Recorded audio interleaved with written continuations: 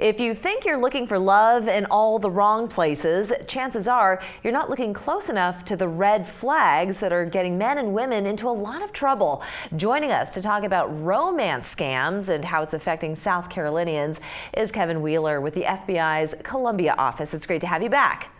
Yeah, thanks for having me. So we've heard the term before, catfishing. What does that term mean? Where did this term come from? Yeah, sure. Catfishing is essentially when someone is using someone else's photos to lure them into some type of relationship with them and ultimately asking for money. That is the goal. And really, that's the same thing as a romance or confidence scam. So we're really trying to get the word out to our public and to caution everyone who's maybe looking for love this time of year. You know, these scammers are really working hard to look at your personal profiles on social media. They're trying to figure out as much as they can so that they can use that against you. You're just, you really don't know that it's happening to you in most of these cases. So we want people to be cautious of who they're talking to online. We want people to be cautious of the information that they are sharing on their social media profiles so that when they are talking to someone, they're able to recognize what a scammer is doing to them. And when is it often too late? Yeah, I will say that a lot of these cases can be difficult to solve because they're asking for money to be wired, or they're asking for cash, or they're asking for credit cards.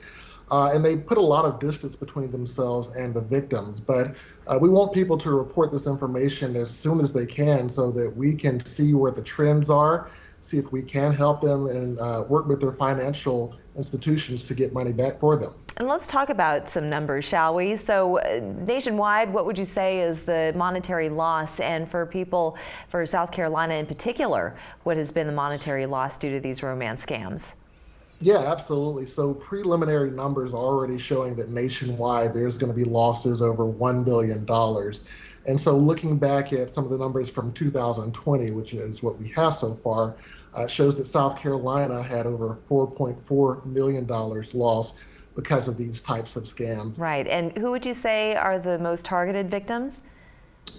Yeah, so what we see is that women over 40 are the ones who are targeted most by men. So what we're doing right now is actually going across the state and speaking with groups and informing them that these scams are so prevalent right now, giving them the tools that they know what to look out for and how to report this information to the FBI.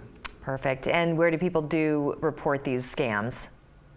Yeah, absolutely. So, of course, we want them to report this to their financial institutions, their local police departments. But we also ask that they send this to our IC3 center. They can go to ic3.gov, submit that information to us so, again, that we know what those trends are looking like and so that we can warn the general public of what scams are out there. Perfect. Kevin Wheeler, I want to thank you for joining us. Yeah, absolutely. Thank you. We're back after this.